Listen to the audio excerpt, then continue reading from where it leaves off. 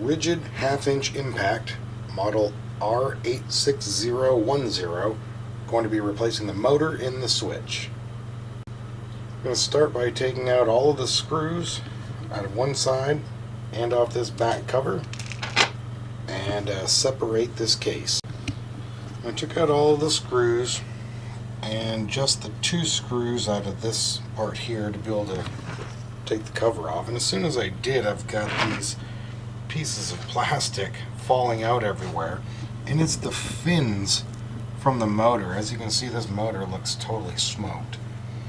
But we're going to replace this switch and the motor and reattach it to this gearbox.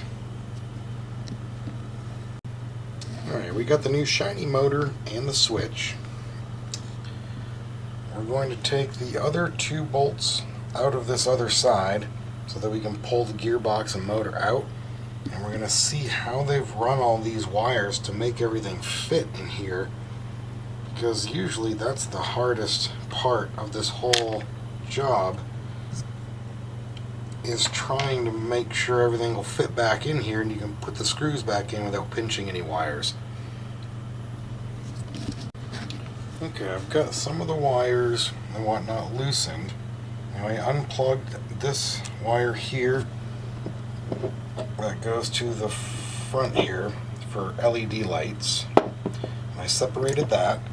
Then I pulled this hammer mechanism out of the gearbox, because inside that gearbox, down there through all the grease and whatnot, there's going to be two screws there that are holding this motor to the gearbox. So we need to dig for those, unscrew them, and separate this from the old motor.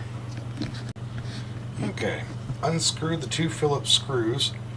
I held it all together and just immediately transferred it to the new motor. Now, I kept in mind about what position this was in compared to the positive wire on this one. I made sure that they were the same so that everything will line up. I'm just going to remove the rest of this stuff, flip it over, and pay attention to how they have the wiring run here. Compared to the new switch, so we're going to have to solder the red and black on here. I've got red and black, so this one here will be red, that'll be black for this motor, and then we'll try to stuff it all back in the shell. Okay, we got the soldering complete onto the new switch. Now we're going to install this back into the shell, put the hammer mechanism back in the gearbox, plug it all in, and button it up. Okay, everything's tucked back in here. The LED wire is plugged in and pushed down into its slot. These wires are run in the little grooves. This is reinstalled. The switch for the LED is pushed back in. I paid attention to which wire was on top black and red on the bottom, otherwise that's not going to fit. Now we just got to put the cover back on, bolt it back together, and try it.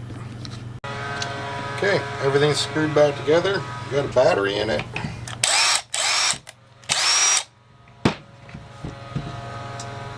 Good to go. Thanks for watching.